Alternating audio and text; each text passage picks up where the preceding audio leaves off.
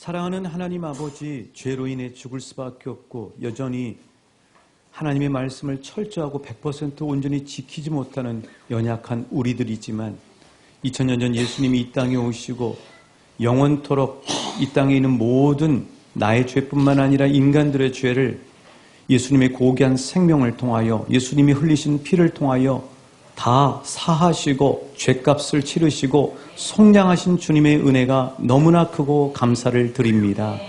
하나님 아버지, 우리가 연약하지만 연약하면 연약할수록 주님 앞에 더 깊이 나가게 하여 주옵시고 이 시간도 성령님이 주장하여 주셔서 주님이 먼저 주신 이 말씀이 온전히 우리 마음밭에 뿌려지기에 부족함이 없도록 사랑하는 종들의 생각과 마음을 지켜주시고 함께하여 주옵소서.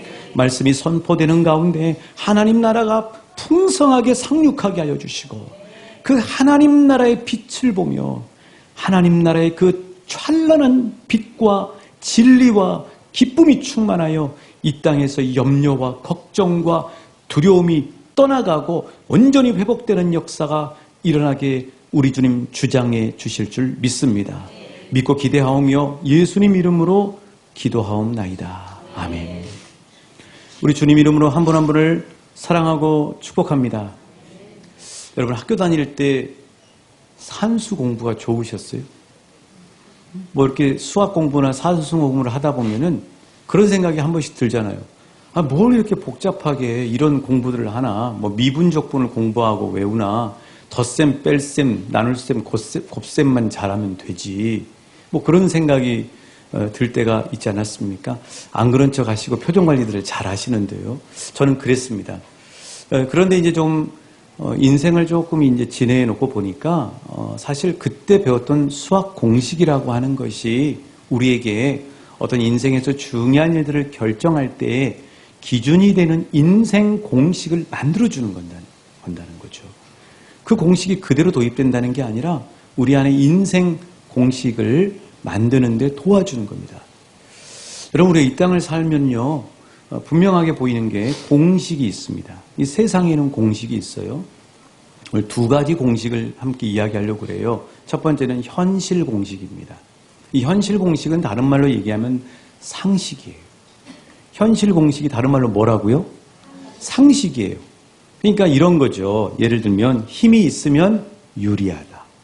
돈이 많으면 걱정이 별로 없다. 그리고 열심히 하면 열매를 맺는다.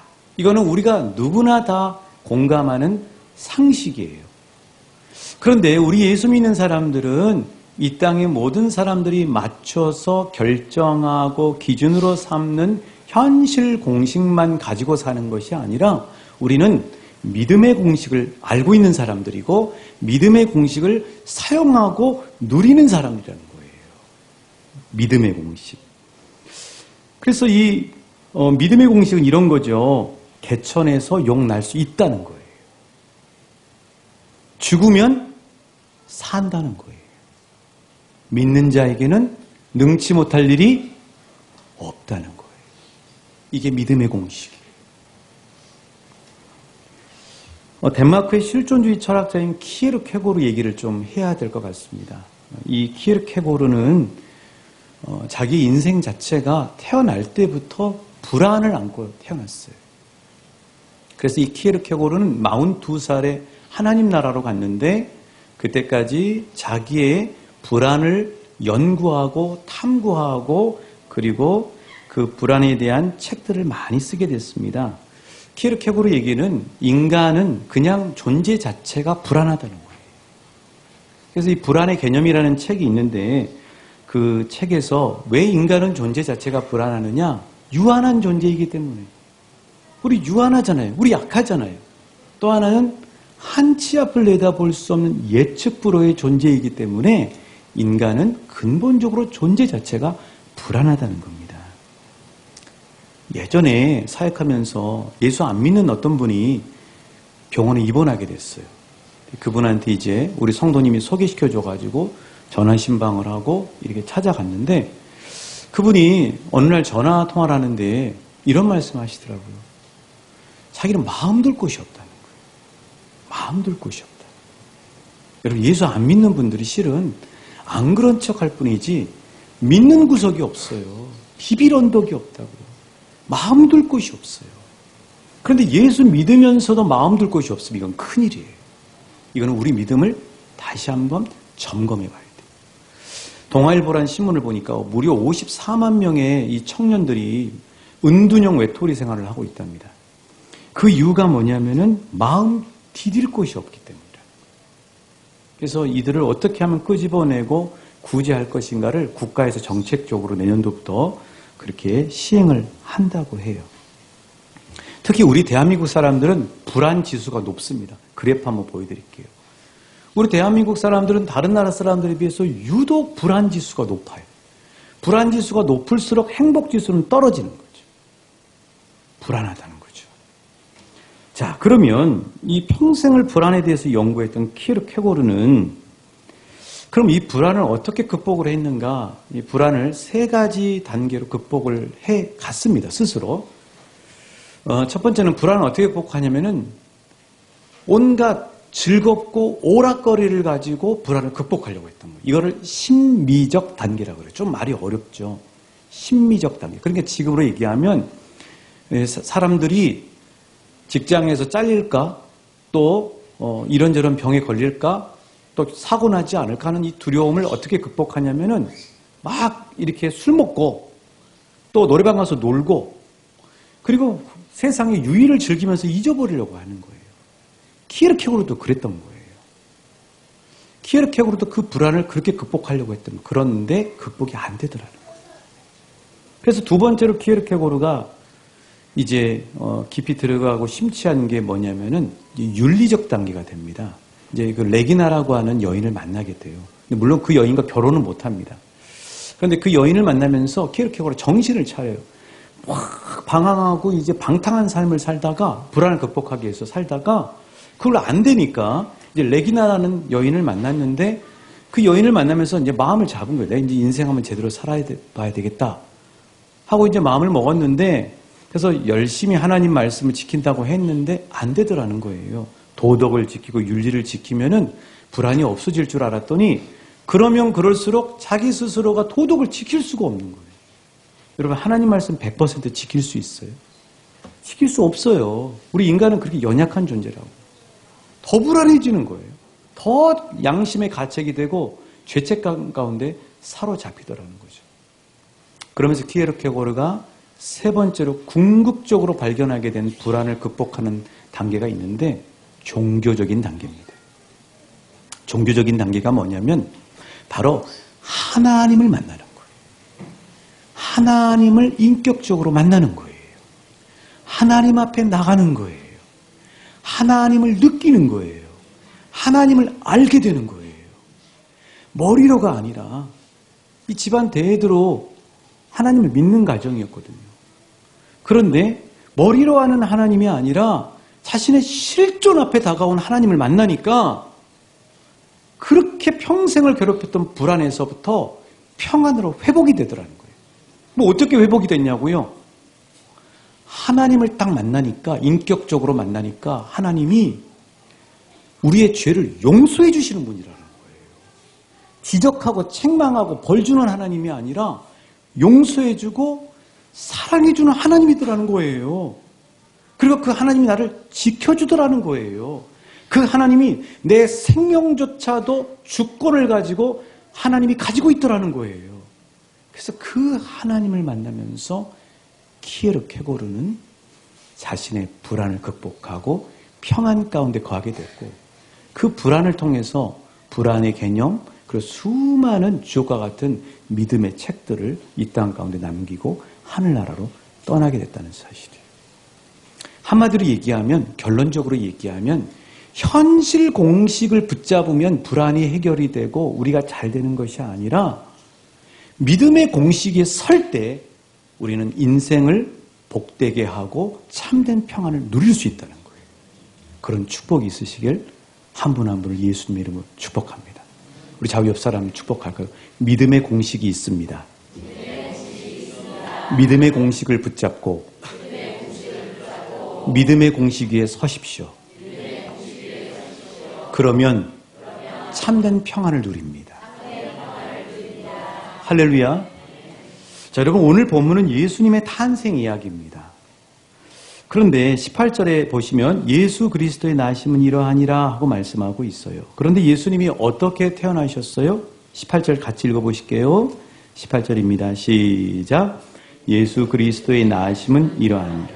그의 어머니 마리아가 요셉과 약혼하고 동거하기 전에 성령으로 잉태된 것이 나타났더니 동정녀의 몸에서 나시었으니 이 122장 이 찬양의 가사처럼 예수님은 어떻게 이 땅에 오셨냐면 동정녀의 몸으로 오셨다는 겁니다. 동정녀가 무슨 뜻이냐? 좀 우리한테는 낯설고 친근하지 않지만 이런 거죠. 남자를 알지 못한 여인이 동정녀예요. 처녀라고요. 처녀. 그런데 지금 약혼 처녀인데 몸에 태어날 수가 있냐고 그렇게 묻습니다. 어떻게 동정녀가 아이를 낳을 수 있냐고 물어요. 그런데 여러분, 하나님은 죽은 자도 살리시는 하나님이십니다. 처녀의 몸에서도 하나님이 뜻하시면은 하나님이 낳게 해줄 수 있는 거예요. 엊그저께요. 그 전 세계 많은 사람들 화제가 된 뉴스가 있습니다. 뭐 BBC라든가 뭐 우리나라 뉴스에 나온 뉴스인데 아프리카 아시죠? 우간다에 70세 드신 할머니, 그분의 조남이 나무과야 씨입니다. 이분이 쌍둥이를 출산을 했어요. 의학적으로 가능해요? 이런 일이 있다고요, 여러분. 여기 이분의 그 페이스북인지 트위터인지 이렇게 있잖아요. 저기 영어로 쭉 보면 이 쌍둥이를 주셔서 너무 기뻐하는 거예요. 여기서 놀라시면 안 됩니다. 2019년도에는요, 인도에서 74세 되신 할머니가 쌍둥이를 낳았어요. 이런 일이 있다니까요, 여러분. 현실 공식이 다 맞는 게 아니에요. 현실 공식이 다 맞는 게 아니라고요. 예수님이 이 상식적인 방법으로 엄마 아빠의 씨를 받아서 이 땅에 오시지를 않고 성령님에 의해 동정녀의 몸으로 오신 이유가 뭘까요? 그 이유는 뭐냐면 따라해 주십니다. 현실 공식이 지배하는 세상에 믿음 공식을 보여주시기 위해서. 동정녀의 몸에서, 처녀의 몸에서 씨가 아직 받지 않았는데 낳을 수 있어요, 없어요? 현실 공식은 불가능해요. 그런데 왜 예수님이 정상적인 부모님의 자녀로 이 땅에 오실 수도 있는데 굳이 그런 불가능하다 싶은 방법으로 이 땅에 오신 이유는 먼저는 창세기 3장 15절의 예언, 여자의 후손이 뱀의 머리를 밟아버릴 것이다 하는 그 예언대로 하시기 위해서고, 또 하나는 현실 공식, 상식이 지배하는 이 세상에 예수님이 이것만 있는 게 아니야. 믿음의 공식이 있어. 믿음의 공식을 이 땅에 보여주시기 위해서 그렇게 그 방법을 택하시고 오셨다는 사실이에요. 그런데 여러분, 사실 예수님이 오기 전에도 믿음의 공식은 있었습니다. 컨베이어 벨트에 비유하면은 현실 공식의 컨베이어 벨트뿐만 아니라 믿음 공식의 컨베이어 벨트도 세상에서 가동되고 있었어요. 앞으로는 좀 컨베이어 벨트를 줄여서 컨벨이라고 그럴게요, 여러분. 컨벨 그러면 뭐라고요? 컨베이어 벨트라고 이해하시면 됩니다. 자, 예를 들어 볼까요? 예수님 오시기 전에도 믿음 공식이 있었는지. 자, 홍해가 갈라지는 기적. 이거 현실 공식이에요, 믿음 공식이에요? 믿음 공식이잖아요. 어떻게 인간의 생각으로 홍해가 갈라집니까? 자, 여리고성이 돌기만 했는데 무너졌잖아요. 믿음 공식이죠. 다윗이 엄청난 이 등치를 가진 골리앗을 이겼잖아요. 현실 공식이에요, 믿음 공식이에요? 힘 있는 사람이 이기는 게 현실 공식이잖아요. 그런데 다윗은 훨씬 작은 소년인데 골리앗을 이겼잖아요. 다니엘이 사자굴에 들어갔는데 사자 밥이 된 게 아니라 여유만만하게 다리오 왕에게 왕이시여 제가 여기 있습니다. 하나님이 저를 지켜주셨습니다. 이게 현실 공식이에요, 믿음 공식이에요? 믿음 공식이잖아요. 이렇게 믿음 공식은 이미 있었다고요. 하나님이 이 세상을 만드셨으니까. 그런데 사람들이 죄에 빠지고 교만해지기 시작한 거예요. 그리고 우상을 숭배하기 시작합니다. 그리고 믿음이 타락하고 약해지면서 하나님이 주신 믿음 공식이 자꾸 뒤로 밀려가기 시작하는 거예요. 믿음 공식을 사람들이 쓰지 않는 겁니다. 믿음의 사람들이 있어야 믿음 공식을 쓰는데 믿음 공식이라고 하는 컨베이어 벨트를 안 쓰니까 죄로 녹이 슬기 시작해요. 그래서 저 역사의 뒷방으로 믿음 공식의 컨베이어 벨트가 방치됐어요. 고음을 취급당해서 방치되고 만 거예요. 그때가 예수님 오실 무렵이에요. 그래서 구약과 신약 사이에 400년의 암흑기라고 하는 것은 믿음 공식을 쓰는 사람들이 계속 없어지면서 이제 믿음 공식이 뒤로 처지니까 온 세상이 현실 공식이라고 하는 먹구름에 잔뜩 갇혀버린 거예요. 그런데 현실 공식은 뭐가 문제냐면은 절망 공식이에요. 사람들이 현실 공식을 붙잡고 채택하고 살면 희망이 있어야 되는데 평안해야 되는데 절망이에요. 희망이 없는 공식이 현실 공식이에요. 예를 들어 볼게요. 자, 현실 공식은 병 걸리면 죽는다. 암에 걸리면 죽는다. 이게 무슨 희망이 있습니까? 죄를 지으면 벌 받는다. 죄를 지으면 지옥 간다. 이게 무슨 희망이 있어요? 현실 공식이. 눈에 보이는 세계가 전부다. 그럼 죽으면 무슨 희망이 있어요? 눈에 보이는 이 땅이 전부면 무슨 희망이 있냐고요. 그냥 알고 보면 현실 공식을 붙잡는 사람은 절망 공식에 붙잡혀 있는 거예요. 실은. 그래서 예수님이 이 땅에 오신 거예요. 뭘 보여주기 위해서? 잊어버리셨어요. 오늘 이건 꼭 기억하시고 가셔야 돼요. 뭘 보여주시기 위해서 동정녀의 몸을 입고 오셨어요? 믿음 공식이. 그래서 예수님이 오신 이유는 가동되지 않고 뒷방으로 밀려가 있고 곰을 취급받던 믿음 공식의 컨베이어 벨트를 다시 가동시켜 주시기 위해서 동정녀의 몸을 입고 이 땅에 오셨다는 사실이에요. 그래서 예수님이 오시니까 어떤 일이 벌어집니까? 병 걸리면 죽는다, 못 고친다 했는데 이 중병에 걸린 사람들이 치유가 돼요. 나병 환자가 어떻게 됐습니까? 마태복음 8장 3절이죠. 우리 말씀으로 확인합니다. 시작. 예수께서 손을 내밀어 그에게 대시며 이르시되 내가 원하노니 깨끗함을 받으라 하시니 즉시 그의 나병이 깨끗하여 친지라. 아멘. 중풍병자가 나았어요. 12년 동안 피가 안 말랐던 혈루증 여인이 치유되었어요. 귀머거리의 귀가 뚫렸어요.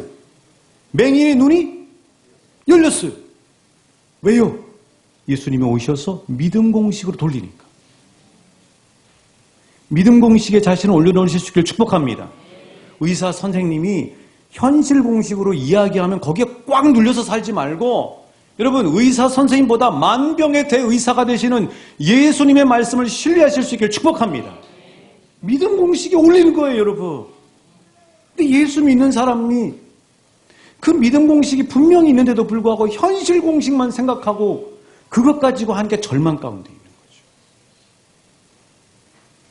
현실 공식이 득세했을 때는 사탄 마귀와 귀신들이 아주 주름을 잡고 있었어요. 그런데 믿음 공식의 주인이신 예수님이 오셔서 믿음 공식을 회복시키니까 사탄 마귀들이 예수님의 발 아래 짓밟혔어요. 사탄 마귀가 떨어졌습니다.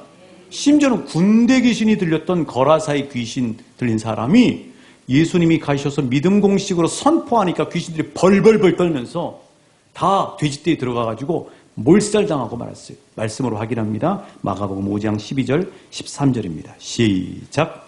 이에 간구하여 이르되 우리를 돼지에게로 보내어 들어가게 하소서 하니 허락하신대 더러운 귀신들 나와서 돼지에게로 들어가매 거의 2,000마리 되는 떼가 바다를 향하여 비탈로 내리다가 바다에서 몰살하거늘. 그렇습니다. 사탄 마귀는 믿음 공식 앞에 아무것도 아니에요.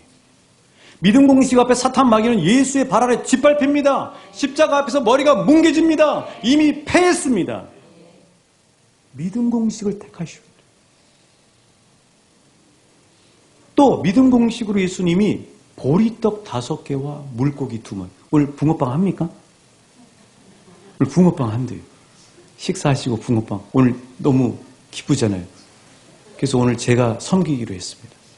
제가 굶는다는 게 아니고 재료값이 된다는 겁니다.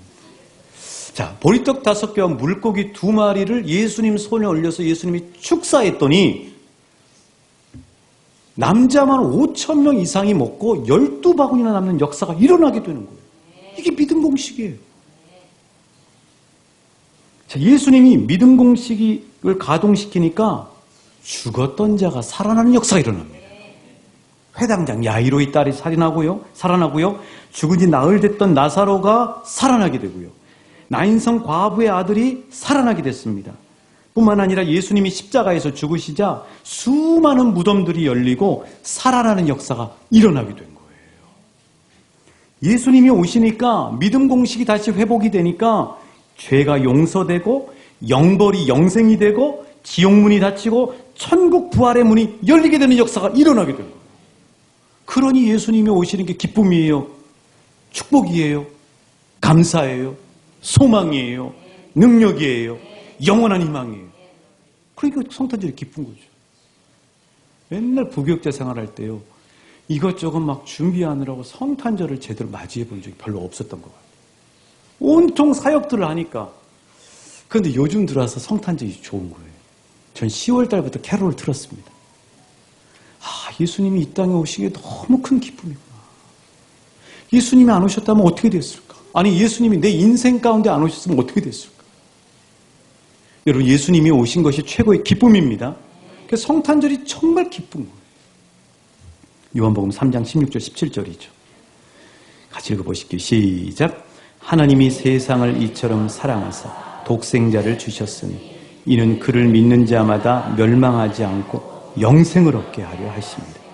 하나님이 그 아들을 세상에 보내신 것은 세상을 심판하려 하심이 아니요 그로 말미암아 세상이 구원을 받게 하려 하십니다. 그러니 예수님이 우리의 소망이죠. 그러니 예수님이 나의 구원자이시죠. 그러니 예수님이 최고의 기쁨이죠. 지금도 믿음의 주여 또 온전케 하시는 이 예수님을 믿고 믿음의 공식인 컨베이어 벨트에 몸을 실으실 때 우리는 이런 믿음의 역사를 날마다 경험하게 될 줄 믿습니다. 자, 옆 사람에게 축복하십시오. 믿음의 공식을 붙잡고 믿음의 컨베이어 벨트에 믿음으로 당신의 몸을 올리십시오. 그러면 믿음의 역사가 일어납니다. 할렐루야! 그게 다니엘 기도에 나온 간증자들의 공통된 거예요. 혹시 우리 가운데 믿음의 컨베이어 벨트를 뒤쪽으로 놔뒀다면 다시 오늘 앞으로 가져오셔요. 다시 거기다가 기름칠을 하실 수 있기를 축복합니다. 날마다 거기다 올리셔요. 실은 현실의 공식이 이 땅에 크게 보이지만 그건 아무것도 아니에요. 이 세상은 믿음의 공식이요. 믿음의 컨베이어 벨트에 나를 올리면 천국을 갑니다. 믿음의 컨베이어 벨트에 나를 올리면 영생을 얻습니다. 믿음의 컨베이어 벨트에 나를 올리면 평안을 얻습니다. 믿음의 컨베이어 벨트에 나를 올리면 치유가 일어납니다. 믿음의 컨베이어 벨트에 기도를 올리면 기도의 응답의 역사가 일어나요. 이게 믿음의 컨베이어 벨트. 말기암에 걸리면 어떻게 돼요? 현실 공식은 죽어요. 그런데 믿음의 공식으로 말기암에 걸려도 안 죽고 살 수 있어요. 천정은 자매 아시죠? 2020년도 단일 기도회 때 나오셔서 간증하셨던 분. 그때까지 온몸에 암이 퍼져 있었는데, 뼈까지 퍼져 있었는데 그때까지가 84차 항암 치료였어요. 그런데 지금도 살아계셔요. 여러분 유튜브에 찾아보시면 전국을 다니면서 지금도 사역하고 있어요. 현실 공식입니까? 믿음 공식이잖아요. 지금 현재까지 118자 항암 치료를 받고 있어요. 그런데도 하나님은 믿음의 공식으로 살아가는 저 여정을 붙잡고 계시잖아요. 생명은 의학에 있는 게 아니고 하나님 손에 있습니다. 그래서 하나님이 살리시는 거예요. 그렇게 바쁘게 일정을 살고 있는 거죠. 자, 그렇다면 이제 알았어요. 현실 공식이 있고 믿음 공식이 있다는 사실을 알았어요. 그러면은 나도 이제 예수님의 믿음 공식을 붙잡고 믿음 공식의 컨베이어 벨트에 몸을 실어서 믿음의 역사를 어떻게 하면 경험할 수 있을까? 예수님이 나병 환자, 중풍병자, 혈루증 여인, 그리고 귀신 들린 자, 이런 믿음의 역사를 경험한 사람들이 다 들은 이야기가 있어요. 그게 뭐냐면 여러분 따라하셔도 이건 중요해요. 내 믿음대로 될지니라. 목소리가 왜 이렇게 작아요? 내 믿음대로 될지니라. 내 믿음이 너를 낫게 하였느니라. 딸아, 아들아, 내 믿음이 너를 구원하였느니라.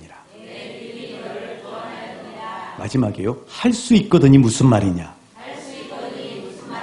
믿는 자에게는 능치 못할 일이 없느니라. 할렐루야. 그래요. 이런 얘기를 들은 거예요. 그러니까 어떤 믿음이냐면 믿음의 공식에 놀라운 믿음의 역사를 경험한 사람들은 따라해 주십니다. 어린아이 같은 믿음이다. 어린아이 같은 믿음이 뭐냐면은 어른은 자꾸 생각이 복잡해요. 그러니까 자꾸 믿다가도 믿음이 쪼개져요.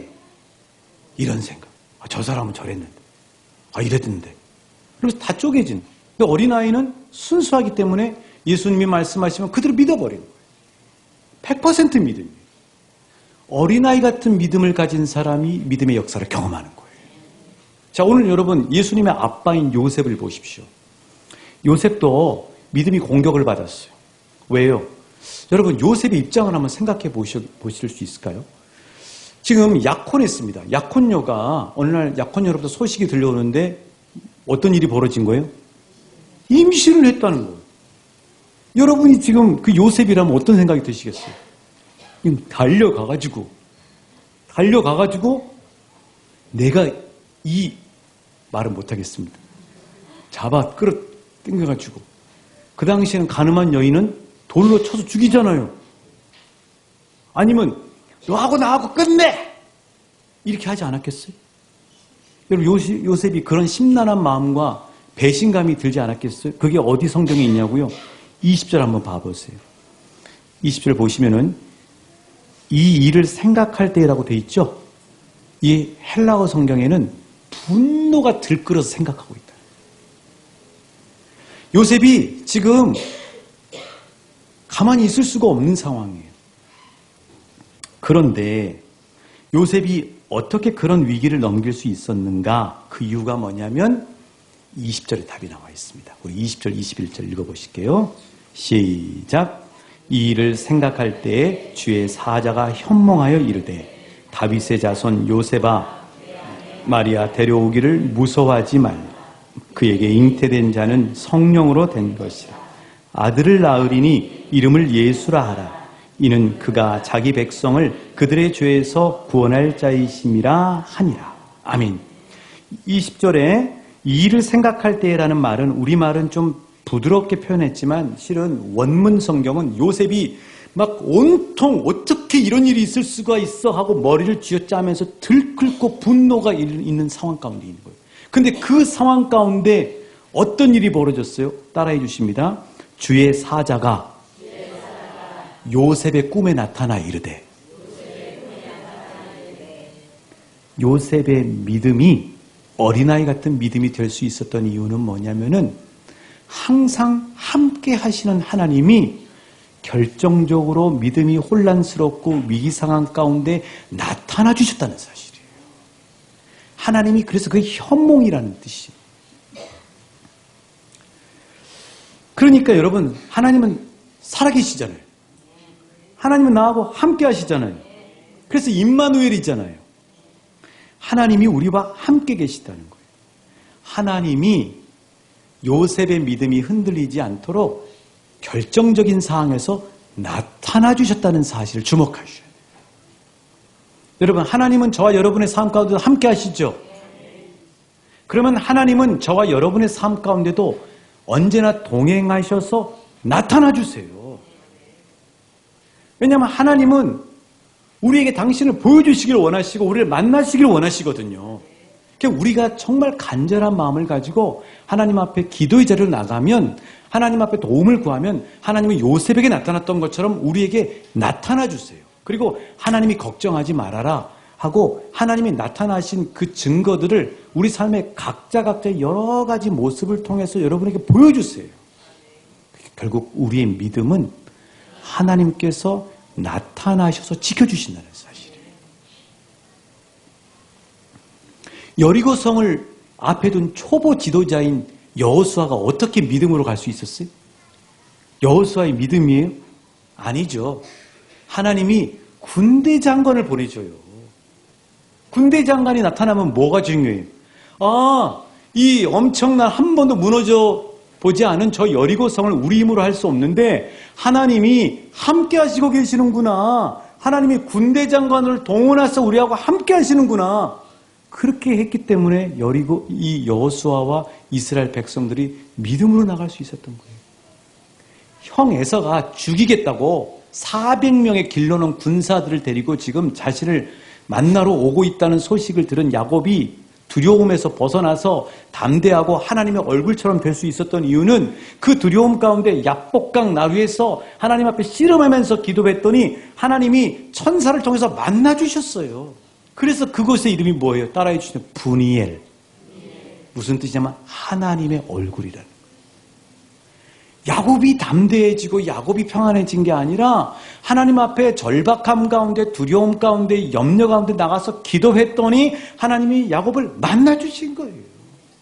그러니까 믿음으로 평안 가운데 나갈 수 있었다는 사실이에요. 여러분에게 선포합니다. 하나님은 여러분과 함께 하시고 계십니다. 하나님은 여러분과 동행하시고 계세요. 하나님은 여러분을 붙잡고 계십니다. 하나님은 여러분을 만나시기를 원하세요. 믿음으로 그분 앞에 나가면 하나님은 성경의 수많은 역사의 주인공들처럼 우리를 만나주시고 우리의 믿음을 온전케 해주실 줄 믿습니다. 두 번째로 이 요셉이 믿음 공식을 붙잡을 수 있었던 이유는 뭐냐면은 22절부터 25절에 나와 있어요. 우리 같이 읽어보실게요. 22절부터 25절입니다. 시작.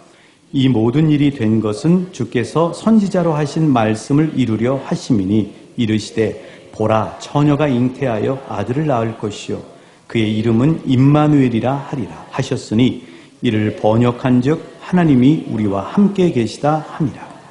요셉이 잠에서 깨어 일어나 주의 사자의 분부대로 행하여 그의 아내를 데려왔으나 아들을 낳기까지 낳음의 이름을 예수라 하니라. 요셉이 믿음 공식을 붙잡을 수 있었던 첫 번째 이유는 하나님이 꿈속에서 나타나 주셨다는 사실이에요. 임마누엘 할 때 믿음 공식이 세워져요. 하나님이 그 역사까지 해주시는 거예요. 두 번째로 요셉이 믿음 공식을 붙잡을 수 있었던 또 하나의 축은 뭐냐면은 하나님께서 선지자를 통해 하신 말씀을 요셉에게 들려주셨다는 거예요. 그게 23절이죠. 거기 기억이라고 써져 있습니까? 여러분 성경책도? 기억이라고 해서 밑에 각 줄을 보면 어디 말씀이에요? 700년 전에 말씀하셨던 이사야서 7장 14절 말씀을 다시 한번 요셉에게 들려주신 거예요. 이 말씀이 레마라는 단어로 써져 있어요. 레마. 이 레마라는 단어는 어떤 뜻이냐면은 하나님의 말씀이 삶 속에서 이루어진다는 뜻의 단어예요. 하나님의 말씀은 살아있습니다. 하나님의 말씀은 걸어다녀요. 하나님의 말씀은 확실한 약속이에요. 하나님의 말씀은 진리입니다. 실은 이 땅에 살면서 여러분 눈을 뜨고 확인해 보시면 이 땅의 팩트는 뭐냐면은 상식이 아니고요. 하나님의 말씀이에요. 말씀이 팩트입니다. 그래서 우리는 하나님의 말씀에 눈을 열어야 돼요. 하나님의 말씀에 귀를 쫑긋해야 돼요. 하나님의 말씀 가까이 몸을 붙여야 합니다. 그리고 하나님의 말씀을 요셉처럼 믿고 붙잡아야 돼요. 하나님의 말씀이 이루어지걸 믿고 기다려야 합니다. 하나님의 말씀에 순종해야 돼요. 요셉은 꿈 가운데서 이사야서 7장 14절 말씀, 하나님이 이미 약속하신 말씀, 한 번 말씀하시면 반드시 지키시는 말씀을 꿈을 깨고 난 다음에 그거를 잊어버린 게 아니라 붙잡고 순종해요. 그게 24절이에요. 요셉이 잠에서 깨어 일어나 주의 사자에 어떻게? 분부대로 행하여. 뭘 행했어요? 그 밑에 보면 약혼녀 마리아를 자기 집으로 데려왔어요. 아기 예수가 태어나기까지 아내와 동침하지 않았어요. 여러분, 이 예배가 끝나고 약속의 말씀을 잊어버리고 가는 사람이 있고, 요셉처럼 꿈에 하나님이 주신 이사야서 7장 14절 말씀을 깨고도 붙잡고 가는 사람이 있어요. 그 말씀에 순종하는 사람이 있다고요. 그 말씀을 하나님이 주시는 거예요. 그 말씀을 붙잡는 사람은 그 말씀대로 역사하시는 하나님의 믿음의 역사를 경험하게 되는 축복을 누리게 될 줄 믿습니다. 그래서 우리에게도 말씀 생활이 매우 중요해요. 하나님은 지금까지 우리 왕춘교회와 함께 하셨습니다. 하나님은 여기까지 우리 자신과 함께 해주셨습니다. 감사하게도 우리는 연약할 때도 있었지만 믿음 공식의 컨베이어 벨트에 몸을 싣고 하나님이 이루어주신 많은 역사들을 경험했어요. 우리 왕춘교회는 이름을 바꿔보면 믿음 공식의 기념품 백화점이에요. 한번 따라해 볼까요? 믿음 공식의 기념품 백화점이다. 자, 오늘 여러분 식사하실 때 그 식탁 있죠? 그 식탁, 믿음 공식의 기념품이에요. 당회에서 그 주에 식탁을 바꿔야 된다고 얘기했는데 그 주에 우리 장로님 직장에 있는 학교에서 그거를 다른 걸로 바꾸겠다고 온 거예요. 믿음 공식의 기념품이잖아요. 우리 왕춘교회 진짜 많아요. 믿음 공식의 기념품. 뭔지 한번 찾아보세요. 찾아보시고 오시면 붕어빵 하나 더 드리겠습니다. 뿐만 아니라 우리 자신은 믿음 공식의 기념품 목걸이들과 장신구들을 가지고 있는 분들이에요. 여러분 몸 안에도 하나님이 믿음 공식으로 역사하셔서 기념품으로 여기다가 새겨준 게 있어요. 부위에 따라 다르겠죠. 여러분 가정에 하나님이 이미 역사하신 믿음 공식의 기념품들이 많이 있어요. 때로 믿음이 약해지면 그 믿음 공식의 기념품들을 보면서 하나님의 신실하심을 확인하고 믿음으로 나아가시는 저 여러분 되시길 주님의 이름으로 축복합니다. 따라해 주십니다. 믿음 공식 가동 중. 하나님이 함께 하심. 하나님이 약속의 말씀을 주시고 이루어주심. 오늘 결론은 이 그림입니다. 자, 믿음 공식의 두 기둥을 한번 보여주시고 마치도록 하겠습니다. 믿음 공식의 자, 믿음 공식은 하나님이 임마누엘 하셔서 지켜주시고요. 하나님의 확실하신 약속의 말씀으로 지켜주십니다. 우리 함께 찬양하시고 기도하시겠습니다. 사랑하는 하나님 아버지, 우리에게 믿음 공식을 회복시켜 주셔서 감사를 드립니다. 우리의 기도 제목을 올려드립니다. 나의 인생을 올려드립니다. 하나님 임마누엘 하시고 주의 확실한 약속의 말씀을 주셨기에 하나님 앞에 믿음 공식으로 나가 예수님의 아빠인 요셉처럼 하나님이 행하시는 크고 놀라운 일들을 날마다 보는 우리의 삶 될 수 있도록 역사하여 주옵소서. 우리의 가정이, 우리의 교회가, 이 나라와 이 민족이 믿음 공식의 컨베이어 벨트에 다시 가동되어 하나님 나라의 크고 놀라운 일들을 경험하는 모든 공동체 될 수 있도록 주께서 역사하시고 함께해 주실 줄 믿고 감사하오며 예수님 이름으로 기도하옵나이다. 아멘. 주 예수 그리스도의 은혜와 우리 아버지 하나님의 극진하신 사랑과 성령 하나님의 진리로 이끄심의 역사가 믿음 공식의 컨베이어 벨트를 다시 가동하여 믿음의 역사의 주인공 되길 소망하며 삶의 자리로 나가는 모든 이들에게 영원까지 함께 하시기를 간절히 축원하옵나이다. 아멘.